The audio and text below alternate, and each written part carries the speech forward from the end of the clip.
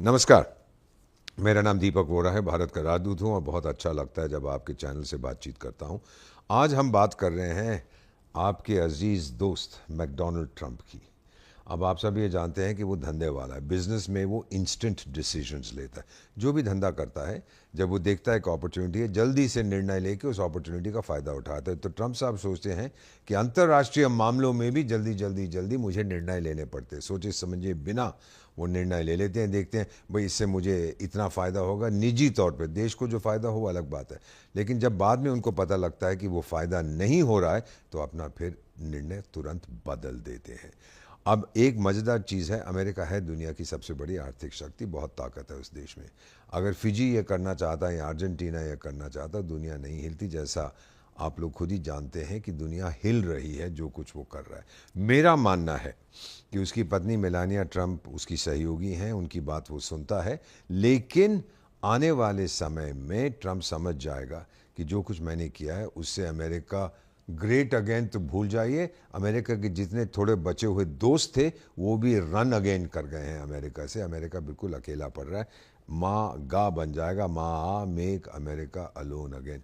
जिस दिन उसे इस बात का एहसास हुआ, मेरा ख्याल उसका रवैया सही हो जाएगा। मत भूलिए कि वो धंधे वाला है, वो अपना फ़ायदा देखता है। इसी को लेकर फिर से उनका रुख बदल गया, जिससे व्हाइट हाउस में उनकी बहस हुई थी।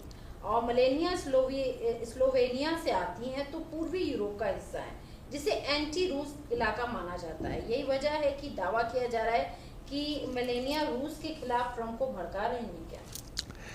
मेरा नहीं मानना कि मिलेनिया को इतनी जानकारी है। वो सही है कि वो सेंट्रल यूरोप से आती हैं, लेकिन उनका कोई पर्सनल एक्सपीरियंस मेरा नहीं ख्याल है रूस के साथ।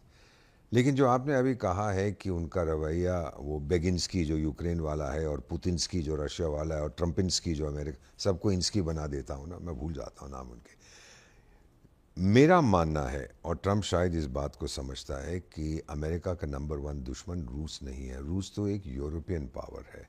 भले ही वो एशिया की तरफ अभी देख रहा हो, लेकिन उसकी जो ओरिजिन्स हैं वो यूरोप में है। अपने आप को यूरोपियन समझता है। दूसरे विश्व युद्ध में भी कहा जाता है कि यूरोपियन वॉर थी, जिसमें रूस ने भी, सोवियत संघ ने भी भाग लिया, तो वो यूरोप का हिस्सा है। अब क्या होता है मैम, जो हम इस समय देख रहे हैं, यूक्रेन भी यूरोप में समझता मानता है अपने आप को, क्योंकि वो भी सोवियत संघ का हिस्सा होता था। ट्रंप की एक किताब पढ़िएगा, the art of the deal, 1984 में लिखी थी। उसमें लिखा है कि जब आप किसी से बातचीत करते हो, उसके पैरों को स्थिर ना होने दो, अपने आप नेगोशिएटिंग टैक्टिक्स बदलते रहिए। तो देखिए, कभी कहता है पुतिन बदमाश है, वो वॉर क्रिमिनल है, वो गुंडा है, वो डाकू है, हत्यारा है, ये है वो है। फिर कहता है पुतिन कितना अच्छा आदमी है। फिर बेगिंस्की के बारे में कहता है फिक्र मत करो बेगिंस्की, लड़ते जाओ, हम तुम्हारे साथ हैं। फिर कहता है अबे बेगिंस्की कमीने, ये क्या कर रहा है तू, क्यों लड़ रहा है रूस के साथ? तो वो बदलता रहता है ताकि कोई ये समझ ना पाए कि वो ट्रंप के साथ कौन से लेवल पर खड़ा। ये बहुत पुरानी टैक्टिक है। चाणक्य ने भी यही कहा है कि जो जिससे आप बात करते हो वो आपको फॉर ग्रांटेड ना ले सके। तो ये उसका आइडिया है। मेरा मानना है अब उसने फैसला कर लिया है, 15 अगस्त को हमारे स्वाधीनता दिवस पर बातचीत होने वाली है पुतिन्स्की और ट्रम्पिन्स्की की अलास्का में। अलास्का को थोड़ा इमोशनल सिग्निफिकेंस भी है। पहले ये रूस का हिस्सा होता था, फिर 200 साल पहले अमेरिका ने इसको खरीद लिया था, और दोनों के बीच में जो डिस्टेंस है वो बहुत कम है, 3-4 किलोमीटर। आप अगर अलास्का की समुद्री तट पर खड़े हों तो आप रूस के को देख भी सकते हैं वहाँ से। तो मेरा ये मानना है कि जब ये मुलाकात इनकी होगी, ट्रंप बोलेगा पुतिन को, पुतिन तो क्या चाहता है, पुतिन बोलेगा देख टाइगर, जो रूसी इलाके हैं यूक्रेन के, ईस्टर्न यूक्रेन के, वो मैं हड़प कर चुका हूँ और अब मैं डिकार भी नहीं लूँगा। और दूसरा, नेटो में यूक्रेन शामिल नहीं होगा। अग्रीड? ट्रंप बोलेगा अग्रीड। अब तू ये सुन, तू चीन के साथ अपने संबंध कम कर दे, और जब मैं चीन को ठोकूंगा तो बीच में दखल मत दियो। बेसिकली इन दोनों हाथ मिलाएंगे, और फिर वो जो बेचारा यूक्रेनियन है, बेचारा कि तो बदमाश है, दौड़ा आएगा, मैं क्या करूं भाई, अब ये क्या करना है इसका, चलो न्यूयॉर्क में तू एक कोई रेस्टोरेंट खोल दे, वहाँ रात को खड़ा होकर कॉमेडी कर लिया कर, तेरा तो धंधा पहले वही था, तू तो कॉमिक होता था, कॉमेडियन होता था, अब वही वहाँ पर जाके करियो। सो दुनिया में कम से कम एक जंग कम हो जाएगा। सर, यही नहीं, अगर हम चीन और पाकिस्तान को लेकर भी उनके बदले हुए रुख की बात करें, तो आखिर मैं आपको सीधी बात बताता हूँ, मेरे बहुत से दोस्त हैं चाइनीज़ एम्बेसडर्स, हम मिलते रहते थे। 6 देशों में मैं आपका राजदूत रहा हूँ। तो जब भी हम बात करते थे वो रिटायर होने के बाद कुछ विदेशों में चले जाते हैं, फिर वो मुंह खोलते हैं। चीन में बैठे हैं तो मुंह नहीं खोलते। अगर आप उससे पूछोगे कि भाई समय क्या है, बोलेगा रुक जाओ मैं पहले बीजिंग को फ़ोन करके पूछता हूँ आपको समय बता सकता हूँ कि नहीं। तो इसमें बड़ा मज़ेदार चीज़ ये है कि चीन चाहता है और मानता है कि एक फॉरेस्ट में, एक वन में दो शेर नहीं हो सकते। कहता है मैं शेर हूँ, भारत कहता है देख टाइगर, मुझे कोई दिक्कत नहीं है तू शेर है, लेकिन मुझे गीदड़ मत समझ, मैं भी शेर हूँ। अब चीन इसको स्वीकार नहीं करता। चीन दुनिया का मालिक बनना चाहता है, एशिया का मालिक बनना चाहता है और पाकिस्तान का प्रयोग करना चाहता है कि भारत का जो ध्यान है वो पाकिस्तान की तरफ जाए, चीन की तरफ ना जाए। फिर चीन जो चाहे वो करता रहता है। क्या हम चीन पे भरोसा करते हैं? तो इसके जवाब में ये पूछूंगा कि क्या चंद्रमा पनीर का बना हुआ है? अगर आप कहते हैं हाँ बना हुआ है, तो फिर हम चीन पे भरोसा करेंगे।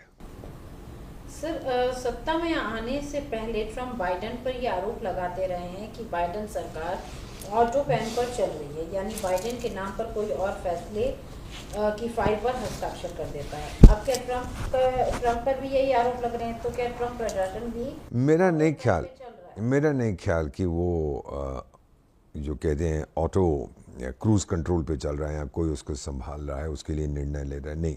अमेरिका का जो जिसे हम कहते हैं काला राज्य जो है, ब्लैक स्टेट, वो काफ़ी हद तक ट्रम्प के साथ अपनी दोस्ती कर चुका है। पहली बार जब ट्रम्प आए थे उन्होंने कहा था कि ये जो काला स्टेट है, डीप स्टेट जिसे आप कहते हैं, मैं डार्क स्टेट कहता हूँ, मैं उसको नष्ट कर दूंगा। वॉशिंगटन का की जो दलदल है मैं उसको साफ कर दूँ, नहीं कर पाया।